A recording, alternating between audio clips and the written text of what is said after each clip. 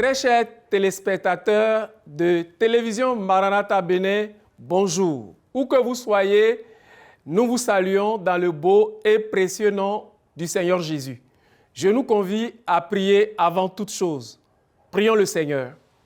Éternel Dieu des armées, toi qui manifestes ta bonté en notre endroit chaque jour que tu fais, et comme Lamentation 3 le dit, tes bontés ne sont pas épuisées et ses compassions ne sont pas à leur terme. Elles se renouvellent chaque matin. Ce matin encore, nous te disons merci d'avoir renouvelé ta bonté et ta miséricorde à notre endroit. Nous voulons, notre Dieu, que tu nous conduises à travers cette méditation de ta parole et que tu sois pour nous la boussole tout au long de cette journée, dans le nom de Jésus. Amen. Très chers auditeurs, je nous amène ce matin dans le livre de Jean, le chapitre 5, verset 1 jusqu'au verset 9. Il est dit, « Après cela, il y eut une fête des Juifs, et Jésus monta à Jérusalem. Or, à Jérusalem, près de la porte des brebis, il y a une piscine qui s'appelle Bethesda, en hébreu, et qui avait 5 portiques. Sous ces portiques étaient couchés un grand nombre des malades, des aveugles, des boiteux, des paralytiques qui attendaient le mouvement de l'eau. Car un ange descendait de temps en temps dans la piscine et agitait l'eau. Et celui qui y descendait le premier, après que l'eau avait été agitée, était guéri, quelle que soit sa maladie. Verset 5. Là se trouvait un homme malade depuis 38 ans. Jésus, l'ayant vu coucher et sachant qu'il était malade depuis longtemps, lui dit, « Veux-tu être guéri ?» Le malade lui répondit, « Seigneur, je n'ai personne pour me jeter dans la piscine quand l'eau est agitée. Et pendant que j'y vais, un autre descend avant moi. Lève-toi, prends ton lit et marche. » Lui dit Jésus. Aussitôt, cet homme fut guéri et prit son lit et marcha. Gloire à Dieu. Très chers téléspectateurs, mon message à votre endroit ce matin s'intitule « Bethesda, une question de destinée ». Bethesda, une question de destinée.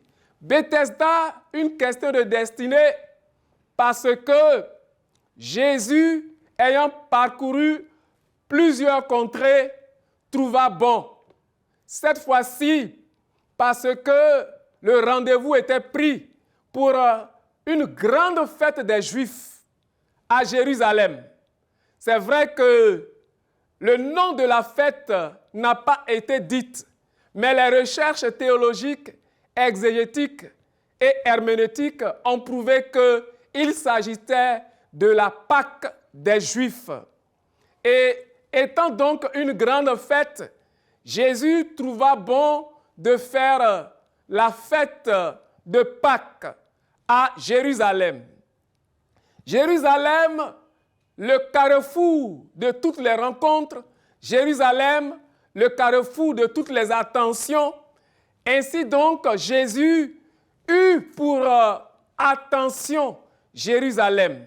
Et lorsqu'il y arriva, la Bible dit, pendant que plusieurs personnes allaient dans les lieux de festivité où il y avait des bruits afin de célébrer la Pâque, le Seigneur Jésus a trouvé bon, n'est-ce pas, d'aller dans un endroit où les nécessiteux étaient marginalisées, où les nécessiteux avaient été oubliées. Donc, ces personnes qui étaient autour de la piscine de Bethesda n'étaient pas impliquées, n'est-ce pas, à la fête, dans la fête de Pâques. Et alors, le Seigneur Jésus trouva bon, lui, de se détourner des brouhaha en matière de festivité afin d'aller vers ceux qui avaient besoin de secours. Lorsqu'il y arriva, la parole de Dieu dit qu'en ce lieu, comme vous l'avez entendu dans la lecture, il y avait 5 portiques, 5 portes d'entrée et 5 portes de sortie. Et celui même qui fait son entrée à Bethesda, lui-même, son nom Jésus, qui veut dire sauveur, comporte 5 lettres. Et donc, la croisée des chiffres 5 n'était pas un hasard, n'était pas anodin parce que Jésus, sachant qu'il était la grâce de Dieu révélée aux hommes sur la terre, devrait manifester cette grâce-là envers ceux qui en avaient besoin davantage. Et donc, si le chiffre 5 était donc et est jusqu'à présent le chiffre de la grâce et que Bethesda aussi avait 5 portiques, le Seigneur Jésus a pris rendez-vous avec un endroit qui, n'est-ce pas, déterminait la manifestation de la grâce envers ceux qui en avaient besoin et de la part de celui qui devrait véritablement donner. Et si donc la grâce se définit comme étant une faveur imméritée qui ne dépend pas de celui qui reçoit, mais qui dépend de celui qui la donne, alors le Seigneur Jésus arrive à Bethesda, autour de cette piscine où des gens avaient besoin de secours, de la part de celui-là qui donne sans jamais rien attendre. Et lorsqu'il y arriva, ce qui a attiré mon attention, le Seigneur Jésus a vu des impotents, des infirmes, des aveugles, des paralytiques, des personnes qui attendaient de façon espérentielle et de façon hasardeuse parce que ce n'était pas certain que l'ange descende. Mais cette fois-ci, la grâce est venue, non pas de façon hasardeuse, mais avec certitude. Et quand il y arriva, la parole me dit que Jésus alla vers le plus nécessiteux des nécessiteux qui s'asseyait autour de la piscine de Bethesda. Je voudrais nous dire en effet que vous qui ce matin m'entendez en tant que téléspectateur qui êtes câblés sur la télévision Maranatha TV Bénin, je voudrais vous dire simplement que, où que vous soyez, quelle que soit votre condition de vie, quelle que soit votre condition sociale, conjugale, professionnelle, quelle que soit la situation que vous traversez, le Seigneur Jésus ne vous a pas oublié. De même que plusieurs sont dans des besoins et vont vers des endroits où se satisfaire et se réjouir, vous qui avez été oubliés, le Seigneur Jésus vient à travers vous par ce message pour vous dire tel qu'il s'est souvenu de Bethesda et qu'à la piscine, il y alla vers des nécessiteux, mais au-delà, il s'intéressait à celui-là qui était le plus abandonné. Le plus abandonné parce qu'il est dit qu'il avait 38 ans de maladie. 38 ans où il espérait la guérison et personne ne venait à lui. Bethesda, en ce mot se trouvent 2 composantes. Un préfixe et la racine ou le radical. Le préfixe qui est bête, qui veut dire maison. Maison. Et Esda qui veut dire, n'est-ce pas, de l'Éternel. Et donc, la maison de l'Éternel, mais au-delà de la maison de l'Éternel, Esda veut dire aussi la miséricorde. La maison de miséricorde, la maison de compassion. Et donc, si Bethesda, c'est la maison de compassion, comme Bethel pouvait être la maison de Dieu et Bethléem, la maison de Dieu où se trouve du pain, à Bethesda, c'est la piscine de miséricorde, la maison de Dieu. Mais là se trouvaient aussi des malades qui espéraient la miséricorde et qui n'en avaient pas trouvé. Et ce monsieur-là, Jésus, se détournant de tous les malades, va vers celui-là qui, depuis 38 ans, cherchait quelqu'un pour le mettre et le jeter dans l'eau lorsque l'ange mouvementait l'eau de la piscine. Et personne ne le faisait. Et alors, le Seigneur Jésus détourne l'attention de tout le monde vers celui-là que les parents ont abandonné, que les frères ont abandonné, les sœurs ont abandonné, les amis l'ont oublié. Certainement qu'il venait d'une famille, mais là, la famille ne répondait plus à ses besoins. La famille l'avait mis dans les oubliettes, mais Dieu ne l'avait pas oublié. Et alors, Jésus arriva. Et quand Jésus arriva, il lui posa une question. Veux-tu être guéri? Dans cette question, le Seigneur Jésus savait qu'il était malade et qu'il avait besoin de guérison. Mais à travers cette interrogation, le Seigneur Jésus lui disait simplement que ne pense plus aux hommes. Ne pense plus à tes parents, ne pense plus à tes amis qui t'ont oublié et ne jette le tort sur aucune personne. Mais sache que aujourd'hui, que tu le veuilles ou pas, la guérison frappe à ta porte. Je veux dire à un frère, je veux dire à une sœur, je veux dire à une femme qui n'est pas dans son foyer sans un mouvement de divorce pour te dire que si tu as pensé que c'est les juges ou les hommes qui pourraient régler ton problème, ce matin, à travers ce message, ou que tu me reçois dans ta maison, le Seigneur Jésus te dit, veux-tu être guéri? Veux-tu être guéri du divorce? Veux-tu être guéri de la maladie? Veux-tu être guéri du désespoir? Veux-tu être guéri, n'est-ce pas, des trahisons? Toi qui as été meurtri, que personne ne pense à venir au secours, ce matin, il y a un Dieu pour toi. Tel qu'il est venu à Bethesda, il vient par ce message, par un message de compassion, jusque dans ton domicile, jusque dans ton lit, pour te dire qu'il ne t'a pas oublié. Et il a dit à ce monsieur, lève-toi, prends ton lit et marche. Cela voudra dire que ce monsieur qui était sous le poids de l'impotence, de la paralysie, et qui ne pouvait pas bouger. Et il a même dit qu'il n'y avait personne pour le prendre, pour le jeter dans l'eau, lorsque l'ange arrivait pour mouvementer l'eau. Et quand Jésus lui dit, lève-toi, prends ton lit et marche, cela voudra dire que ton problème non seulement connaîtra une solution, mais deviendra un témoignage. Et donc, veux-tu prendre ton lit? Prends ton lit et marche. Prends ton lit et marche voudra donc dire que ton problème qui te transportait, désormais c'est toi qui vas transporter ce problème et en faire un témoignage.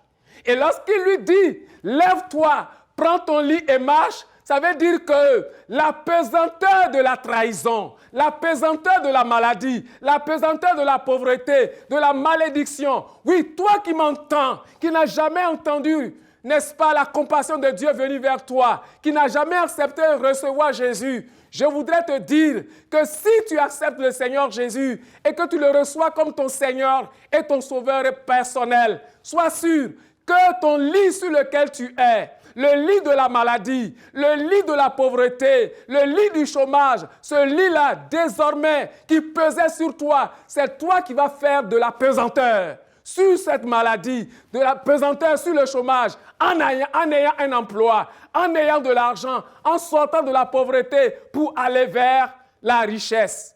Veux-tu être guéri? Veut dire aussi que le Seigneur Jésus qui t'interroge te tend la main.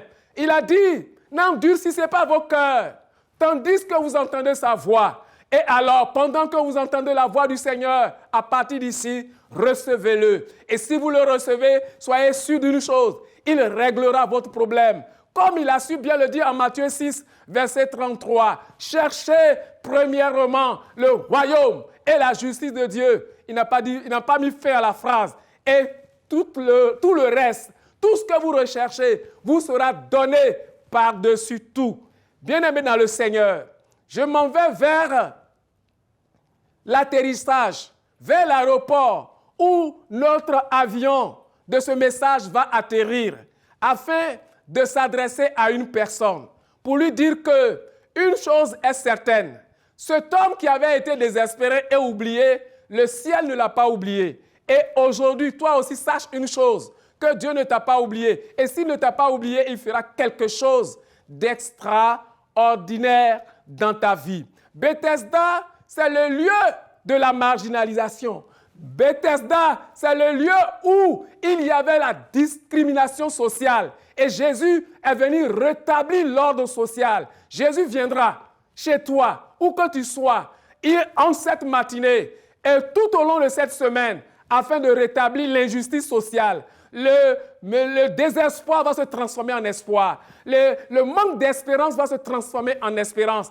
Car Bethesda, une question de destinée. Une question de destinée veut dire que le Seigneur t'amènera à pouvoir réaliser ce pourquoi tu es venu sur terre. Et comme il a dit dans Jérémie, au chapitre 11, au verset 29, « Je connais les projets que j'ai formés sur vous, projets de paix et non de malheur, afin de vous donner un avenir et de l'espérance. » Toi qui coules les larmes, depuis des années, l'âge est avancé.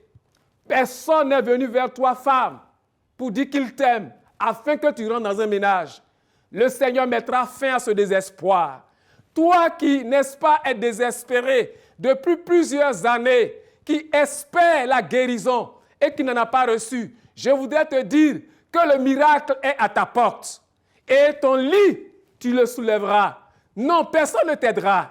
Oui, cet homme cherchait de l'aide, mais Jésus vient pour lui dire, personne ne t'aidera. La solution se trouve en toi, par Jésus-Christ qui rentre dans ton cœur. Et il a dit, je me tiens à la porte et je frappe.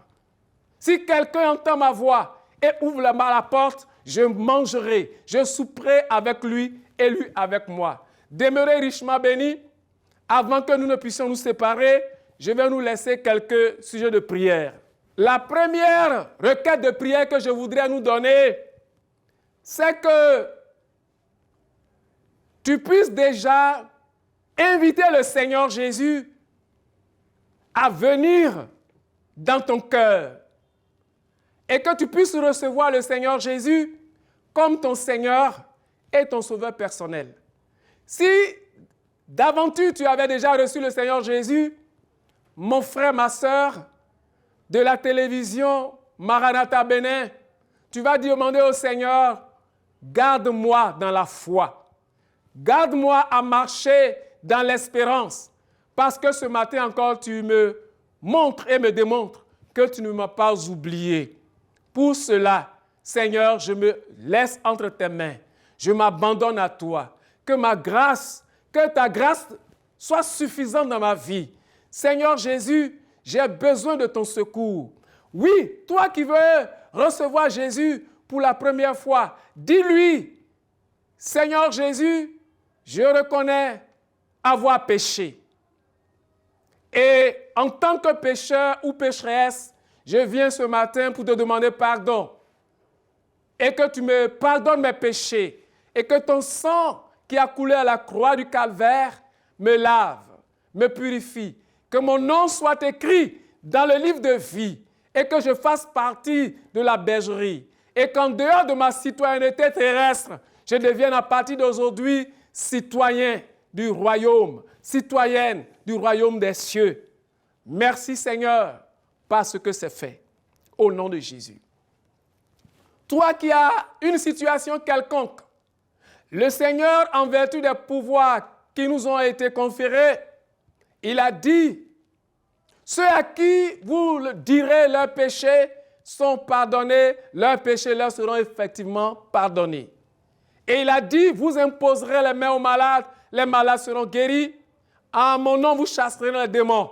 Comme il est allé vers cet homme de Bethesda qui a passé 38 ans, toi qui te vois déjà en retard par rapport à ceux de ta génération, je prie pour toi, dans le nom de Jésus, que le Dieu qui apporte le rattrapage, le Dieu qui détient l'onction du dépassement, ce matin où que tu sois et que tu m'entends à travers les ondes de la télévision Maranatha Bénin, que le Saint-Esprit manifeste sa proximité envers toi et que la parole de Dieu qui rentre dans les ondes, et parce que Jésus a dit à Nicodème, l'Esprit, c'est comme le vent. On ne sait d'où il vient, on ne sait où il va. En ce matin, que le mouvement du Saint-Esprit soit amplifié dans ce vent, dans ces ondes de la télévision Maranatha, jusqu'à votre maison, jusqu'à votre bureau, jusqu'à votre entreprise, jusqu'à votre véhicule, où que vous soyez m'entendant, vous qui êtes connectés sur les différents canaux digitaux de la télévision Maranatha, recevez la grâce de Dieu et qu'à l'instant que vous m'entendez, la puissance de Dieu qui a visité cet homme, qui était désespéré, mais lorsqu'il a reçu le paraclet, il a reçu la parole glorieuse à travers la Shekinah, il s'est vraiment levé, il a pris son lit. Le problème qu'il avait assailli, lui-même a dominé sur le problème. Parce que le lit était le symbole de l'impotence. Le lit était le symbole de la maladie. Mais il l'a soulevé. Je prie ce matin que ton problème, tu le domines. Que tu soulèves les situations et que tu règnes sur toute épreuve dans le nom de Jésus. Allez et prospérez et que le Seigneur Jésus-Christ fasse un miracle dans votre vie et qu'à travers cette émission, tôt le matin, la gloire de Dieu soit manifestée. Demeurez richement bénis dans le nom de Jésus.